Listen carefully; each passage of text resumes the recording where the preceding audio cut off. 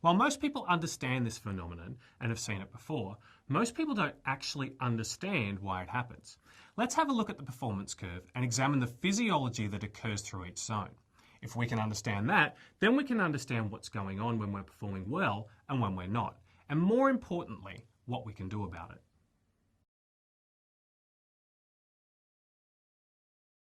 Here's a big problem. Human beings are inherently lazy creatures. One of the most important moments in our evolution happened about 3 to 4 million years ago as we were primates roaming the savannah.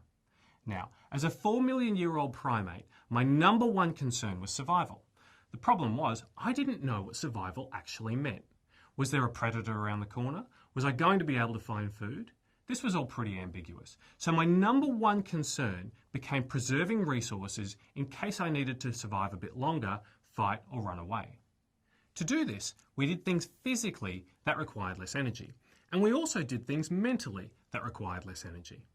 That's why this chill zone happens. Our first instinct, in the absence of any stress, is to do the easiest things. So we engage the part of our brain that is the most efficient, our autopilot.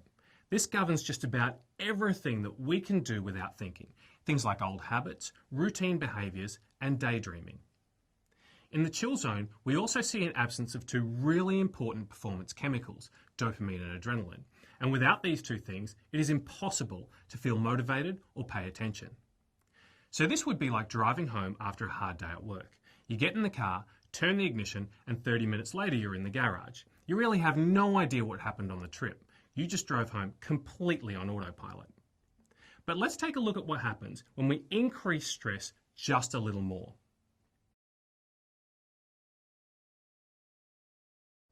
What we see is a shift in resources away from the autopilot and towards the thinking brain. As we make this shift, our thinking ability increases dramatically. If we did a brain scan while you were doing nothing and then asked you to do a problem-solving exercise under a small amount of time pressure, we actually see blood move away from the autopilot and to this thinking brain. We also see an increase in those chemicals we talked about earlier, dopamine and adrenaline. So now, not only are we primed for better thinking, these chemicals help us feel more alert and more motivated as well. Now, this is like driving home on autopilot, but you look in the rear vision mirror and see a police car following you. What do you think happens? Well, you tend to drive a little better, right? You check your speed, make sure you indicate, and check your blind spots. You essentially switch on that thinking brain, feel more alert, and motivated to perform. This is the zone we need to be in more often. But let's take a look at what happens when we dial up the stress just a little bit more.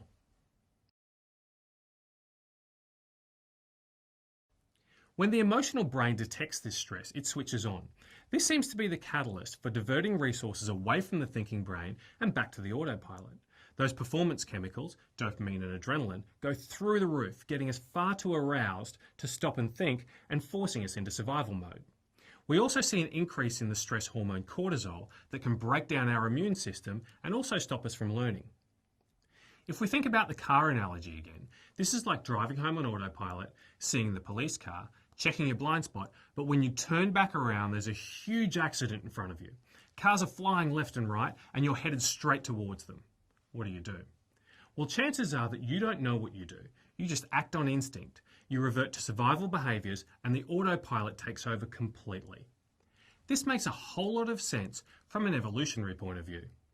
If we were under this much stress 4 million years ago, something seriously threatening was about to happen.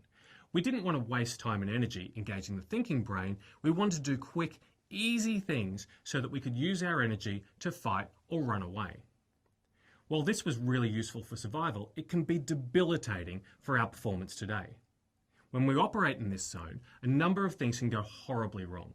We become hypersensitive to stress, we can't do our best thinking, we can't control our emotions or behaviours.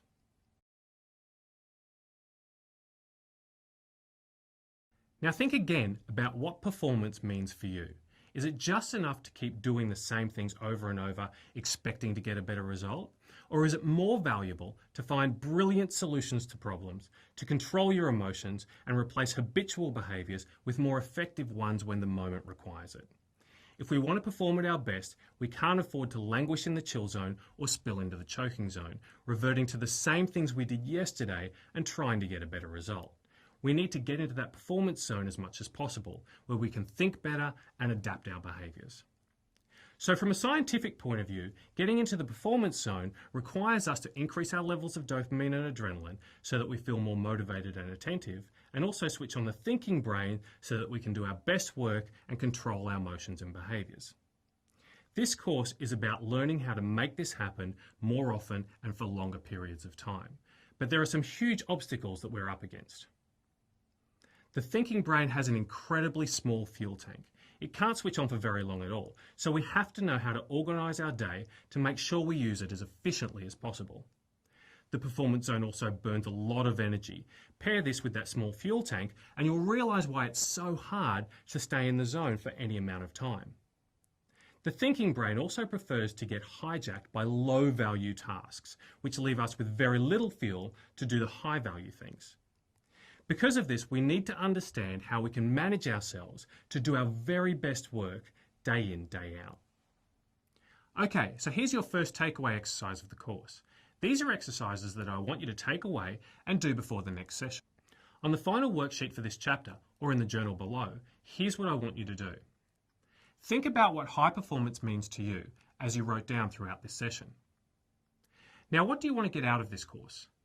What are the things that you want to improve? You might write down things like be more motivated and work with greater focus, or even have more time and energy to do the things that I really enjoy.